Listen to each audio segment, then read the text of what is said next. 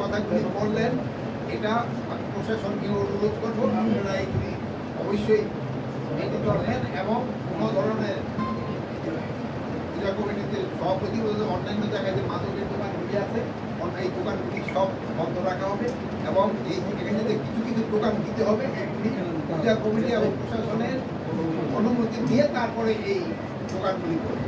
আর আজকে থেকে আপনারা জানেন আনসার বাহিনীও কিন্তু আজকে থেকে 24 ঘন্টা পূজা মণ্ডপের সাথে থাকবেন এবং আগামীকালকে থেকে মহিলা ও শিশু মন্ত্রণালয় থেকে ভলান্টিয়ারও থাকবে।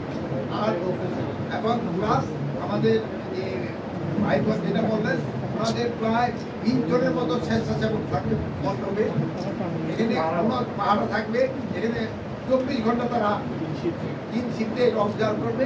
আমাদের একটা নতুন অ্যাপ টেকও করা হয়েছে, এটার মাধ্যমে যদি কোথাও কোনো রকমের যে কোনো পরিস্থিতি সবাই যেমন জানতে পারে, প্রশাসন জানতে পারে এই ব্যবস্থা করা হচ্ছে।